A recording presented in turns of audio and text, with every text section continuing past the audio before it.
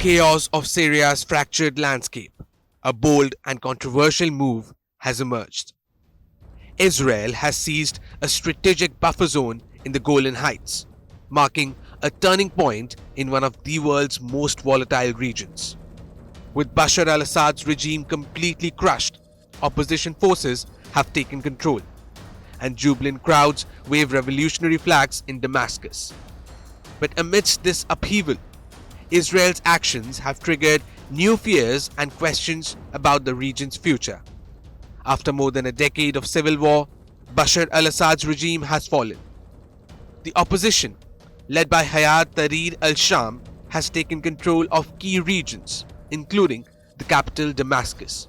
And now, in a move that's sending shockwaves across the globe, Israel has seized territory in the Golan Heights.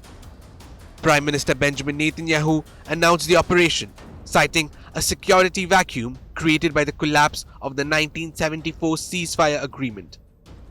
The Israeli forces have now occupied a buffer zone that once separated Syria and Israeli-controlled areas of the Golan Heights.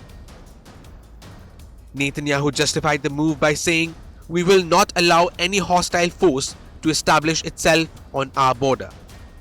The buffer zone, once a no-man's land, has become the largest flashpoint in the region.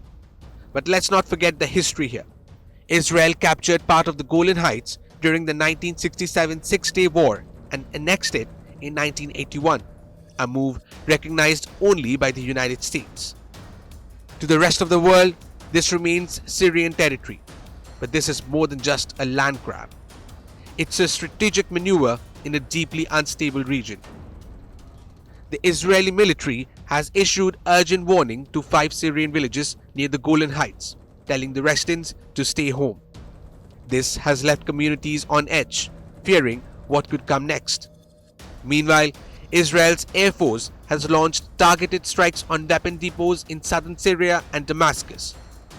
According to Israeli officials, these operations aim to prevent advanced weaponry from falling into the hands of extremist groups or Iran-backed militias.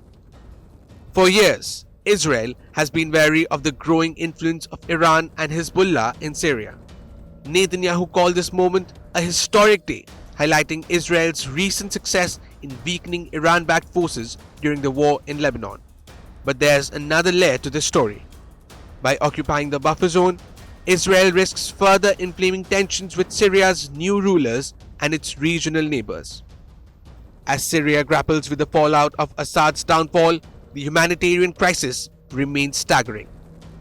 Over 500,000 Syrians are dead, and more than 13 million have been displaced since the civil war began. Now, with Israel asserting its control in the Golan, the question looms: where does Syria go from here?